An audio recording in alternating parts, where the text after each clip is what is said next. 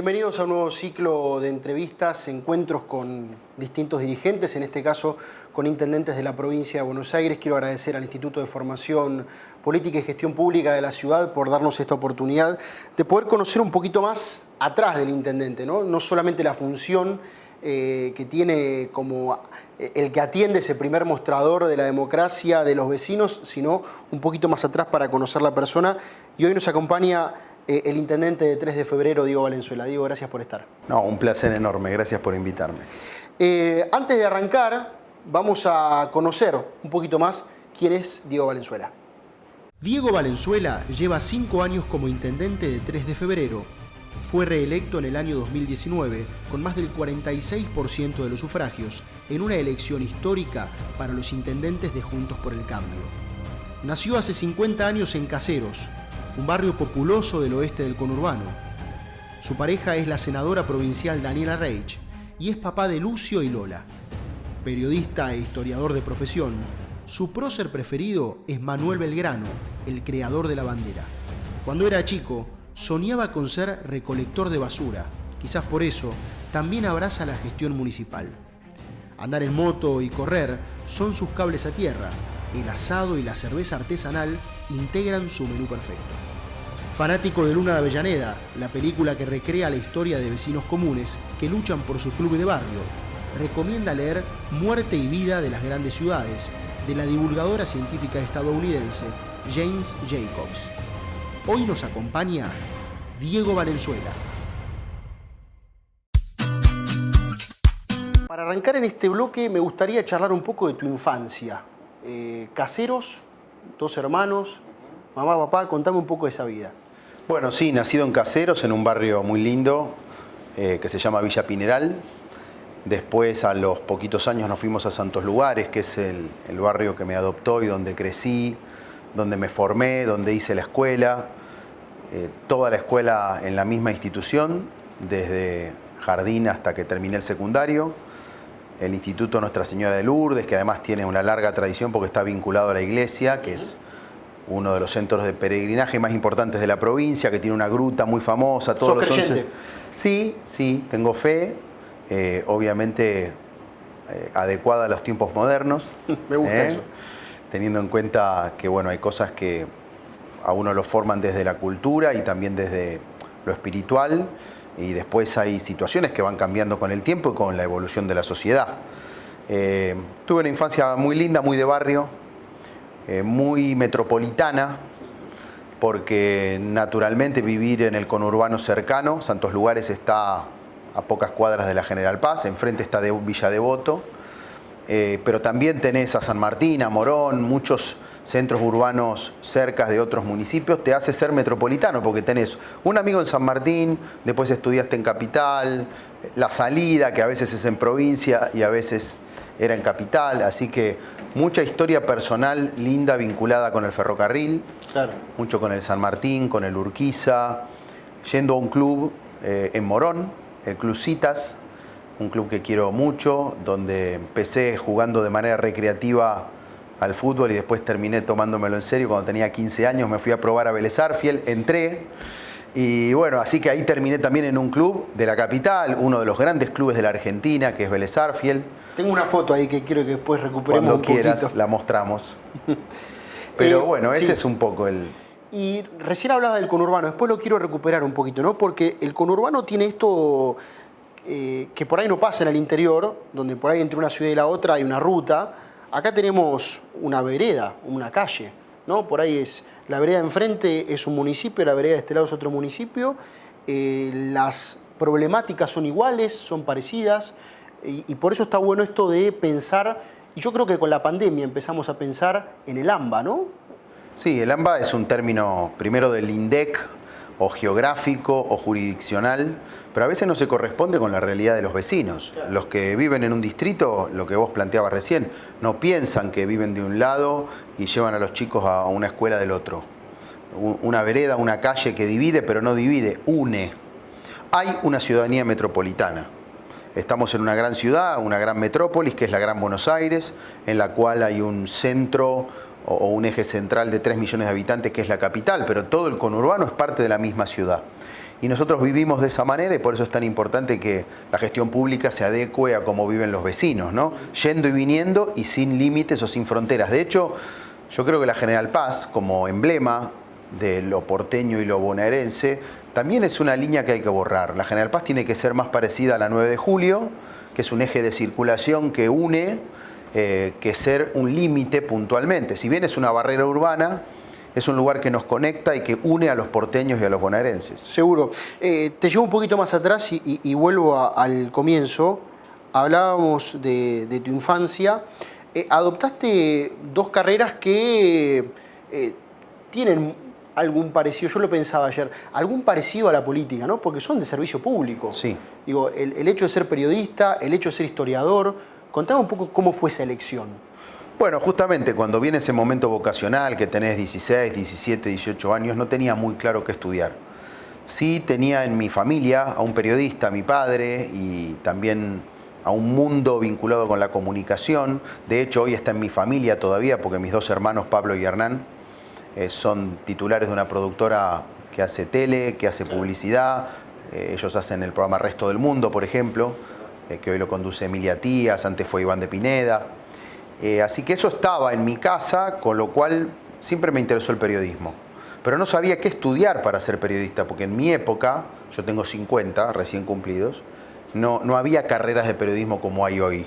Estaba la carrera de Ciencias de la Comunicación en la UBA. Era un oficio, ¿no? Era un oficio. Era un oficio de los periodistas transmitido de generación en generación, con reglas, con valores, con una praxis, pero no era algo que se estudiaba. Así que decidí estudiar economía. En Capital, pero con la idea de que la economía me podía servir como una ciencia social, no para ir a trabajar a un banco, que no está mal, por supuesto, ¿no? Sí, También. sí, pero la ciencia social, que es administrar los recursos escasos para que la gente viva mejor, era una opción que yo tenía para ser periodista y fortalecerme en alguna temática. Después, claramente empecé a trabajar primero como periodista deportivo, después periodista de actualidad, en radio, en tele, y también en gráfica. Me sirvió mucho ser economista, más en un país como este que anda de crisis en crisis. Y después sí, vino la historia, ya un tema vocacional. Quería hacer una maestría y me pareció que en la historia estaba un poco el resumen de muchas ciencias y quería entender nuestro pasado para pensar el futuro.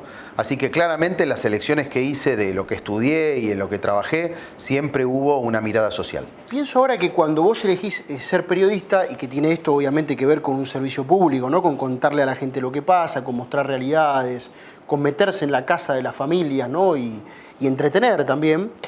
Pienso que mucho el periodismo indaga sobre la política o indaga sobre la gestión, ¿no? Para contar algo que está bueno o para denunciar algo que hay que mejorar. ¿Te sirvió esa vocación del periodista para cuando fuiste intendente? ¿Llevaste esa mirada crítica también al Estado? Sí, absolutamente. Me sirvió mucho en varias situaciones. Primero, que el periodismo es crítico por naturaleza. No es que busca el error, el periodismo es una forma de representante de la comunidad, porque la comunidad no puede ocuparse de todo. Cada persona está en su laburo, con su familia, estudiando, y el periodismo es ese intermediario entre lo que pasa y la comunidad. Investiga, informa, opina, nos ayuda a entender. Bueno, y en ese sentido, para la política a mí me vino muy bien, porque yo ya tenía esa gimnasia de comprender a la comunidad, de ver por dónde van las cosas, de ponerle la temperatura a un barrio, de hablar con la gente, de escuchar a la gente. El periodista tiene que ser curioso, al igual que el político. El político que se cruza de brazos en la oficina está terminado. O sea, el político, y más el que gestiona, y el que gestiona el territorio, tiene que estar mucho tiempo en la calle, escuchando, entendiendo, repensando los temas. Y por otro lado también me vino muy bien para tener el pensamiento crítico, para no pensar que cuando uno tiene un cargo ya está, porque ahora tengo el poder. El poder es algo que se administra en pos de transformar la vida de la gente, pero además se juega todos los días en lo que haces. Cuando tenías 15, 16 años, ¿pensaste que ibas a ser 2 veces intendente de tu municipio? No, yo estaba ahí en la escuela y sí leía mucho los diarios. Estaba atento a la radio. En esa época la M era muy fuerte. Nosotros éramos una familia no política en términos de discutir de política o de no tenía grandes adhesiones partidarias. Mi familia, viste que todos dicen, yo tengo un abuelo conservador, Claro. un padre radical, una tía peronista. No, mi mamá, una adhesión al radicalismo, sí, pero no de militancia. Pero se hablaba de los temas de la comunidad, y especialmente por esto de leer, de escuchar, en la medida de ir al cine de barrio. Así que bueno, eso me fue despertando determinadas vocaciones, me parece. Y fue conectando después una cosa con la otra, primero el periodismo y después estas ganas de estar en lo público, pasando un poco del otro lado del mostrador con esto de administrar, porque cuando vos tenés un presupuesto y la gente te elige, te da una responsabilidad y la posibilidad de cambiar muchas cosas. Quiero cerrar este bloquecito y después ya meterme un poco más en la gestión pura y dura. A tus hijos, ¿les dirías, che, sé periodista, sé historiador, o si querés, sé también político y les Sí, claro. darías esa posibilidad? Sí, se los diría, aunque no se los impondría. No, claro. Trato de inculcarles que ellos desarrollen una vocación. Para mí lo más importante en esta vida que nos toca, que cuando sos joven parece que es larguísima y después te vas dando cuenta que no es tan así, y que hay que aprovecharla para hacer cosas, para dejar una huella, para ayudar a la gente, no solo vivir bien uno, sino vivir en una sociedad, en una comunidad, que los demás estén bien también. Me encantaría, y esto más allá de lo que elijan, que hagan primero algo que les guste hacer. Se llaman Lucio, 18, y Lola, de 16. Lucio está entrando en la universidad, en la UBA, pero especialmente, además de hacer algo que les guste, que hagan algo que repercuta positivamente en la comunidad. Hay muchas profesiones, muchos oficios que tienen un sentido social. Eso desde el lugar de papá me gustaría que además de que les vaya bien, que cumplan un sueño, hagan algo que sea bueno para la comunidad. Ya venimos con Diego Valenzuela.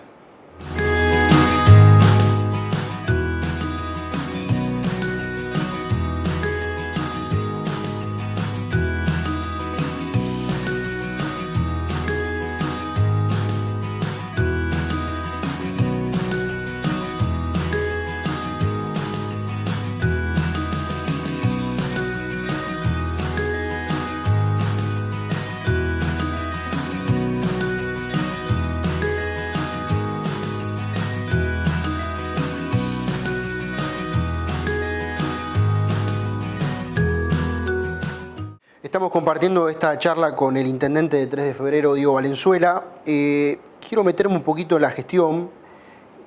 3 de febrero, como un montón de municipios del conurbano bonaerense, siempre han tenido una impronta de esos varones del conurbano, del peronismo, de muchos años. Bueno, Hugo Curto fue intendente mucho tiempo en 3 de febrero. Y llegó una nueva camada de intendentes que entiendo que han entendido, como lo hablábamos anteriormente, a los vecinos desde otro lado. ¿Cuál crees que ha sido el diferencial para que haya habido un cambio en 3 de febrero, como lo hubo en Lanús, como lo hubo en Quilmes en su momento, en Morón, etcétera? Bueno, diría que son varios los factores. Primero, que si un intendente estuvo 24 años, no fue casual. No, claro. La gente los votó, deben haber tenido sus cosas positivas, seguramente. Y también que quizá enfrente no había una alternativa mejor. Un grupo de personas, un equipo, una propuesta que sea superadora. Creo que en el 15 nosotros logramos primero un contexto de cambio, con María Eugenia Vidal en la provincia, que realmente despertó, además frente a la alternativa que era Aníbal Fernández, era muy contrastante, despertó una esperanza. Y después en lo local, yo trabajé mucho desde el año 2011, 2012, pateando las calles, yendo a cada reunión, tratando de transmitir que se podía estar mejor, pero no contra Curto. O sea, reivindicando las cosas buenas que había en 3 de febrero. O sea, planteando que a los vecinos no le tenemos que dar más conflicto, sino respetar lo bueno y hacer lo que falta.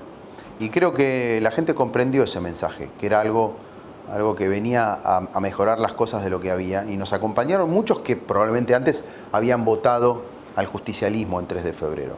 Así que a mí me da mucho orgullo esta manera de trabajar, con cercanía, con reuniones de pequeña escala, sin los actos, sin los políticos parados en los pedestales, con esos discursos sanateros que parece un verso permanente.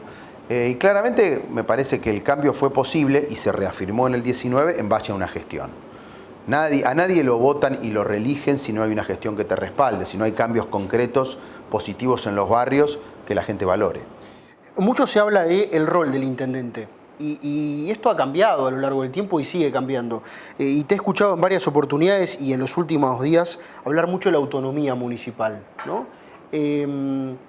Aquel intendente que era Curto, para poner un nombre, ¿no? Pero puede ser cualquier otro, que era el intendente del alumbrado, barrio y limpieza, este intendente del siglo XXI, que es Diego Valenzuela, tiene muchísimos más temas para tratar, agenda para abordar. ¿Es necesario un salto en la autonomía municipal? Sí, absolutamente.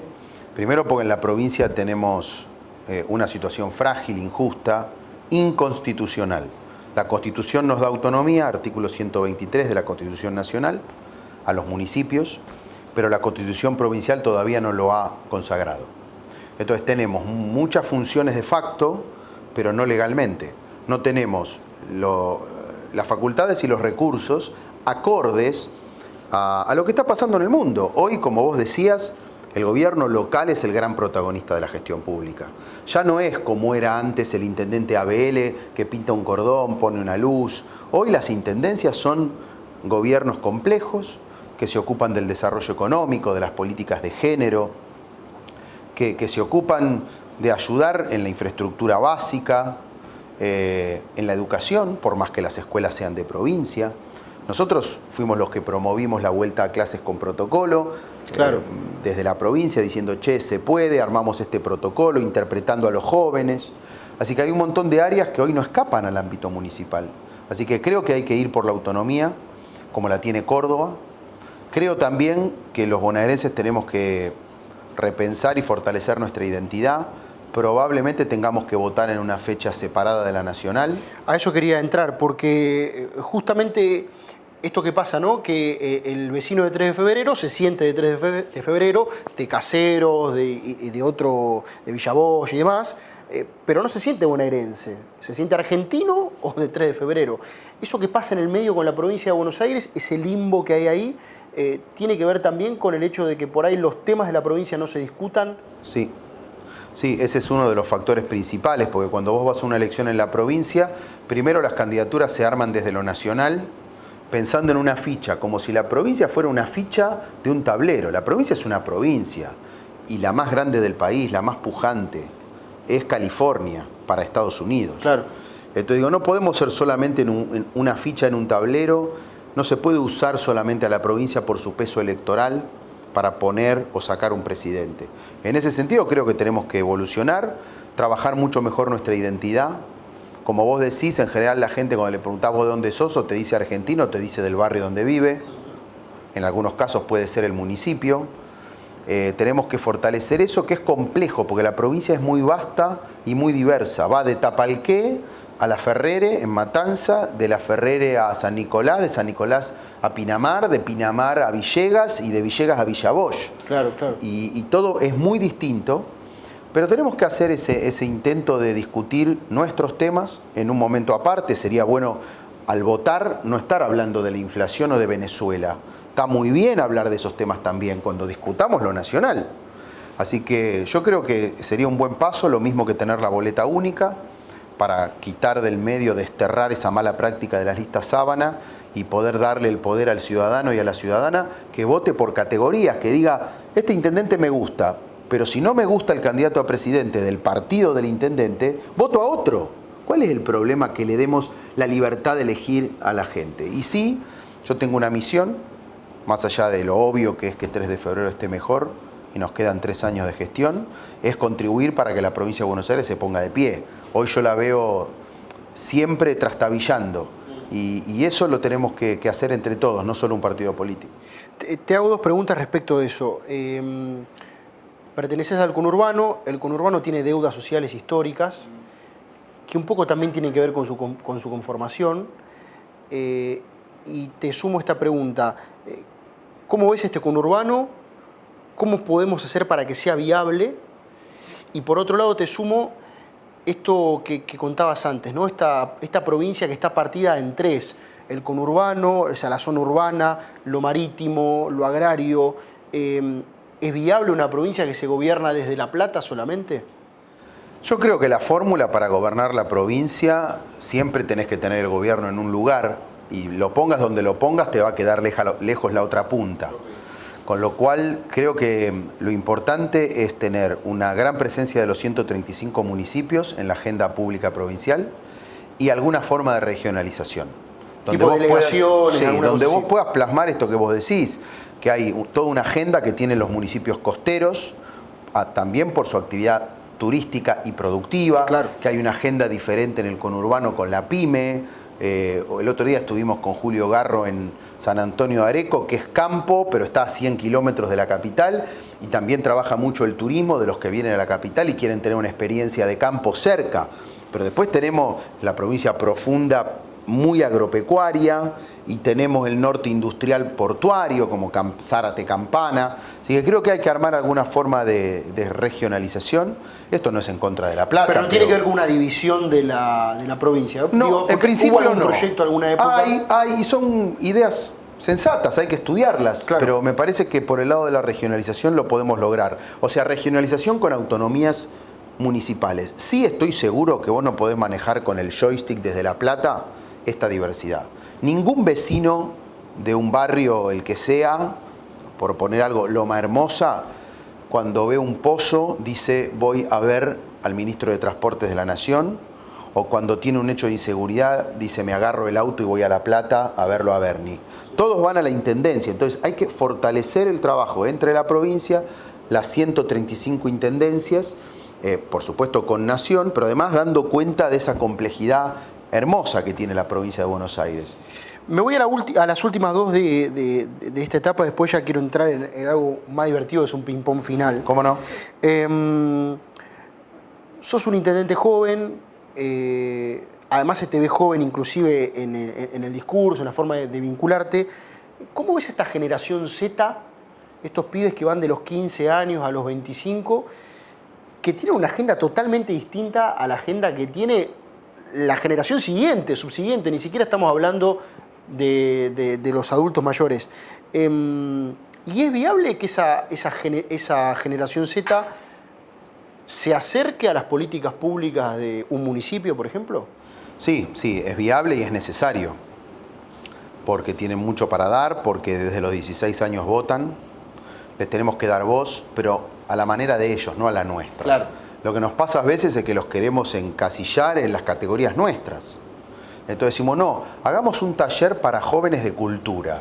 Y ellos no quieren que el taller se los dé el Estado municipal. Ellos quizá quieren un espacio para hacerlo ellos. La manera en que se comunican, la manera en que se informan. Yo descreo esto que si a los jóvenes no les interesa nada, no están informados. Lo que no hacen es leer el editorial de La Nación, pero están informados a su manera, de una manera mucho más horizontal, de conversación, de redes sociales. Cada red social para las personas de esa edad es en sí mismo un espacio de encuentro, es como un chat, ¿no? Así que creo que lo que tenemos es que escucharlos más, darles bola de verdad y generar los espacios para que puedan protagonizar, porque en 10 minutos es la dirigencia que conduce el país. Claro, claro. Entonces, me parece que como es tan vertiginoso el cambio tecnológico y de las maneras de relacionarse, nosotros tenemos que aprender de ellos y no querer inculcarles nuestra manera de razonar o de informarnos. Y ahí imagino que el municipio va encontrando espacios y herramientas para poder vincularse, ¿no? Digo, porque hay toda una agenda que tiene que ver con la sustentabilidad, con lo ecológico, con lo verde, cosas que por ahí en la diaria no están quizá en el presupuesto del municipio y sin embargo queremos hacer un proyecto de ecobotellas. Vení, contame. Claro. No, porque vimos en este lado que la ecobotella, podemos hacer una campaña de donación en el barrio, que las botellas vienen rellenadas de esta manera y con esto podés hacer una pared o podés hacer bancos de plaza. Probemos, busquemos un club de barrio, háganlo acá, vengo en 2 meses y me cuentan cómo anda. Eso es poder dejarse llevar y darles el espacio para que ellos... espacios. Es dar espacios, más Arrancamos que nada. por ahí, por dar más espacio. que nada. Y cuando te dicen cultura, no darles el taller, un taller de pintura, otro de literatura, otro... Ellos son más del transmedia. Ellos no ven las cosas como las vemos nosotros. Entonces quizá es generar el espacio en una plaza para que ellos hagan su encuentro de rimas. esto que les gusta tanto, ¿no? Que quizá los que nos formamos, esto es lo otro, nosotros nos formamos en la cultura del rock, donde había guitarra, bajo y batería, y hay cosas que todavía no las entendemos. Hay como una agenda pesada además de temas, ¿no? Pero mira, el 3 de febrero vive Ciro, que es un capo, Andrés Ciro Martínez, uno de los hacedores de Los Piojos, hoy diría yo, quizá es uno de los más importantes músicos de rock de la Argentina. Y él no tiene ninguna cosa de en un show subirlo a trueno. Y empezar a generar esa ida y vuelta con una nueva generación que no es como él, que no es de la batería, el bajo y la guitarra. Así que bueno, creo que desde la política tenemos que empezar a tener esa flexibilidad y no agarrar el TikTok y hacernos los graciosos, porque sos gracioso si sos gracioso, no si te haces el gracioso. Yo veo también mucha política agarrando el TikTok y haciendo una cosa graciosa y pensando que a los jóvenes les va a gustar. Parodia ¿Sabes lo que me dice mi hija? Que tiene 15, 16 años. Papá, eso vos no lo hagas. Claro. Vas a quedar como un ridículo. Entonces no es agarrar la herramienta... No es empatizar con eso, claro. Hay que empatizar, hay que buscar la manera de ellos, digamos. Sin duda. Pero bueno, es muy interesante. Vos pensás que hay un 35% de la población que está transitando esas edades y si no los incluimos en la vida pública, no funciona. Me voy con la última que tiene que ver con la pandemia, ¿no? Porque digo, este año 2020 ha sido un año duro y un año de mucho cambio. Y cambio también para la forma de relacionarnos con el otro. ¿Qué crees que nos deja la pandemia, aunque no terminó? Y si esto que nos deja queda para el tiempo o con la vacuna se termina y punto. Ojalá que no sea llegó la vacuna y listo. Porque va a ser como un espejismo. Mañana va a haber otra pandemia. Seguro.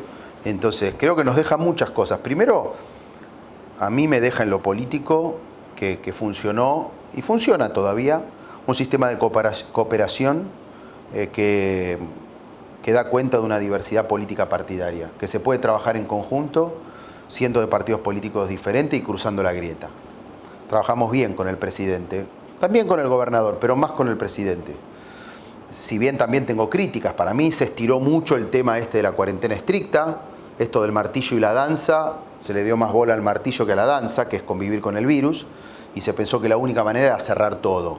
Lo estiramos y hoy no estamos ni bien en lo económico ni bien en lo sanitario, ¿no? Pero me llevo la idea de la cooperación y después la idea de la responsabilidad, ¿no?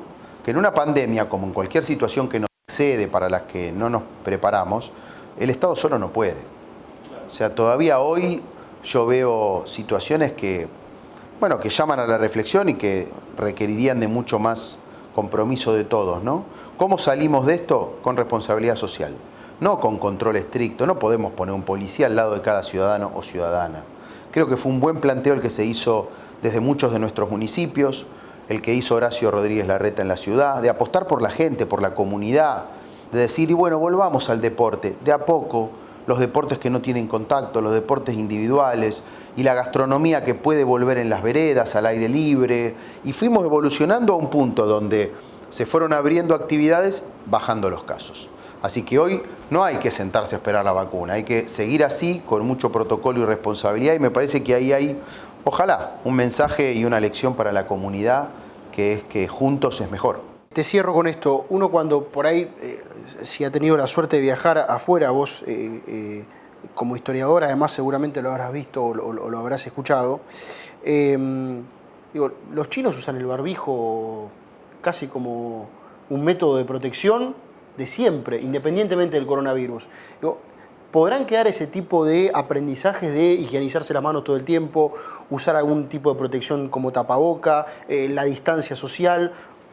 Insisto, o la vacuna va a echar por tierra todo ese tipo de Yo creo que deberíamos poder mantener algunas de esas prácticas que sean, por supuesto, compatibles con nuestra cultura. Nosotros somos latinos, nos gusta abrazarnos y nos gusta tocarnos. Hay cosas que se podrán hacer o no, pero sí es bueno adoptar estos cambios culturales en muchos ámbitos que mejoran la convivencia. Ojalá los podamos adoptar en otras cuestiones de la vida. A mí me preocupa, por ejemplo, mucho la convivencia en el espacio público. El que tira el papelito, los que tiran basura en las esquinas, que es tan típico del conurbano. Si el recolector pasa 6 veces por semana, ¿para qué salís a las 12 de la noche y tirás un árbol, 2 cubiertas viejas o 3 maderas en la esquina. Si vos lo embolsás y se lo lleva el recolector. O el tránsito. O sea, nosotros estamos en una batalla cultural para ordenar la red de tránsito pesado, por donde se cruzan las esquinas, la cuestión de que no se estacionen las paradas de colectivo. O sea, realmente es muy difícil, y donde hay batallas culturales como esta que vos decís, que tiene que ver con cómo cuidamos la salud, porque no podemos estar, va a haber otra pandemia y empezamos de nuevo, rogando para que llegue la vacuna. ¿Qué hacemos nosotros para contribuir a que la sociedad esté mejor? Creo que esa es la pregunta que se tiene que hacer cada uno. Terminamos acá la parte dura, la parte de gestión, hablando de la coyuntura. Vamos a hacer una pequeñísima pausa. Cuando volvamos nos vamos a meter en un ping-pong final con el intendente de 3 de febrero, Diego Valenzuela. Ya venimos.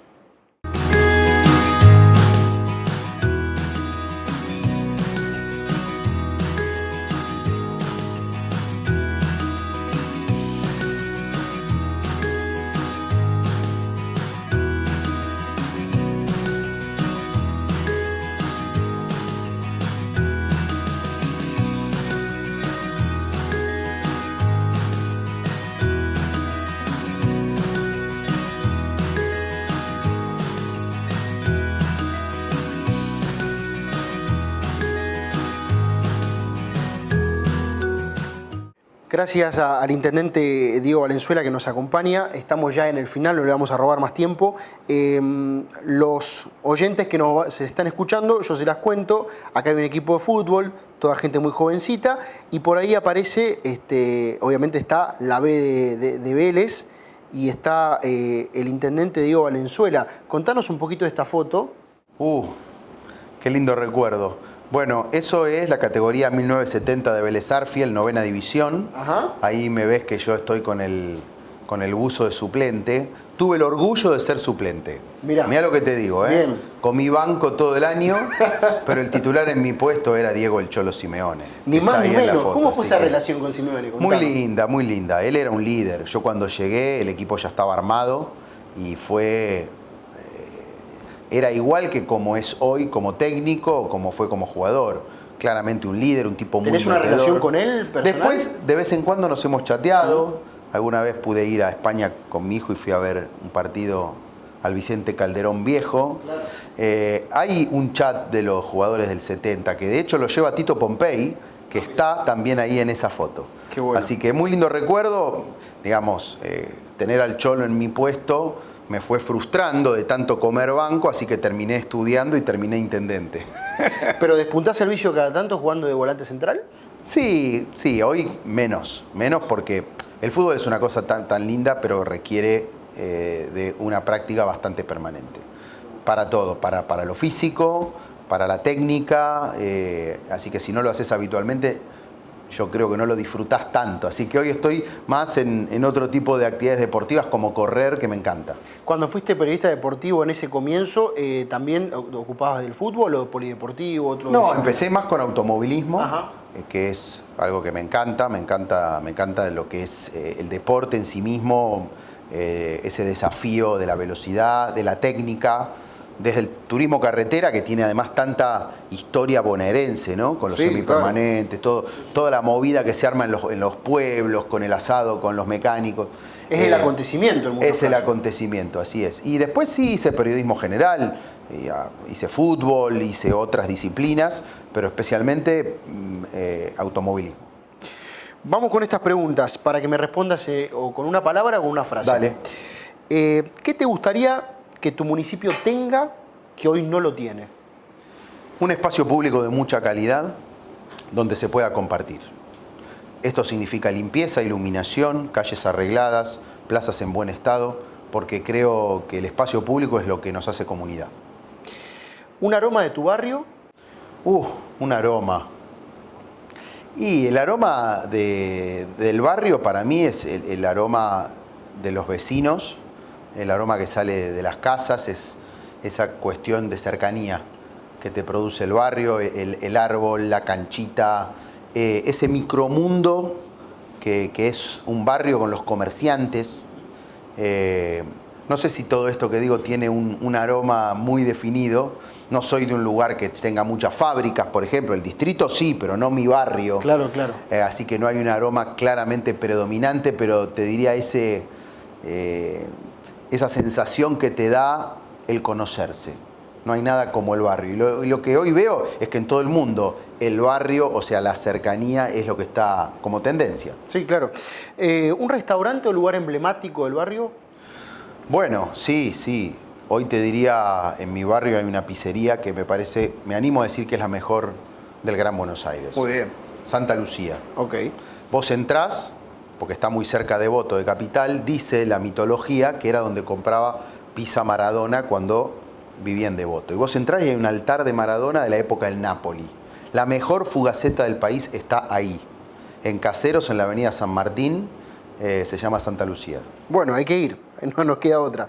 ¿Un vecino destacado del barrio? Ernesto Sábato, en Santos Lugares, realmente un personaje universal por su literatura, por su lucha a favor de los derechos humanos. O sea, no seríamos lo mismo sin la CONADEP, sin él nunca más. Y Sábato, la verdad que fue un gran vecino. Nació en Rojas, provincia de Buenos Aires, pero después se acrenció en Santos Lugares. Y es nuestro vecino más célebre. Se puede visitar su casa, museo, en Santos Lugares, en la calle Ernesto Sábato, que le pusimos nosotros el nombre como homenaje a él. ¿Un libro que le recomendarías a otro intendente? Bueno, hay un libro que a mí me movilizó mucho, que es de una activista por el urbanismo de escala humana, que se llama Muerte y vida de las ciudades. Se llama Jane Jacobs. Y ella, más que una urbanista de tablero, así de arquitectura, era una activista de los barrios. Es la persona que más revolucionó el urbanismo en términos justamente de defender esa escala humana, la mixtura de usos en los barrios, que haya lugares de encuentro, defender la vereda. Vos decías algo tan simple, y sí, la vereda como lugar de encuentro. Y que además en un barrio haya comercios, para no tener que agarrar el auto e irte lejos a comprar, que compres a un vecino, que eso le da vida y le da seguridad al barrio. Yo nunca había, hasta que leí este libro, nunca había pensado a la seguridad como un tema que hacen los vecinos. En general la seguridad es un tema que te da la policía, ponele, ¿no? Bueno, no. Si un lugar está lindo y está usado por los vecinos, o sea, hay gastronomía, hay deporte, hay encuentro, gente que pasea el perro. Ganar el espacio público. Ganar el espacio público es el mejor antídoto contra la inseguridad. Me voy con estas dos. Dentro de 20 años, 3 de febrero, tendrá otro intendente. Eso espero. ¿Qué consejo le darías a ese intendente? Bueno, que esté cerca de la comunidad. Creo que cuando uno llega al poder, tiende a nublarse, a creer que ya sabe, se rodea de gente que tiende más al elogio que a la crítica. Así que diría que cualquier intendente, el que esté en 5 o en 20 años, o intendenta, me encantaría que sea una intendenta, que tenga los pies sobre la tierra, que no deje de ser vecino. Yo me encanta que me descubran los vecinos haciendo las cosas que hacen los vecinos, haciendo deporte, yendo a hacer las compras, las cosas de todos los días. Creo que esa escala, como vos dijiste, para la primera trinchera de la democracia, que es el gobierno local, no se tiene que perder. Después, por supuesto, sí, claro, tener un buen equipo. No hay manera, no hay un iluminado que haga transformaciones. Hay que dotarse de un buen equipo que además pueda planificar la gestión, gente idónea, capaz, que pueda decir, hay esta plata y con esta plata, esta priorización para estos cambios o estos resultados, ¿no? Ese trabajo profesional en la gestión no hay que perderlo. Tenemos que salir de la política de los punteros, de los sanateros, de la gente que busca otra cosa en la gestión pública. Por último, ¿qué es 3 de febrero en una palabra para vos? Y mi lugar y mi elección para esta vocación pública. Viste que uno dice, yo soy argentino, pero después está tu patria chica. Y yo todos los días me emociono con 3 de febrero, por mi trabajo como intendente, pero además por ver a la gente, por ver ese sueño de progreso que tiene la gente que estudia. Hoy me manda un Instagram un chico muy joven diciéndome, mis papás abrieron una dietética, se quedaron sin laburo y se están reinventando. ¿No podés venir a visitarlos? Claro que voy a ir. Esas son las cosas que a mí me movilizan y por las que todos los días laburo para que 3 de febrero esté mejor. Diego, gracias por acompañarnos. Gracias a ustedes.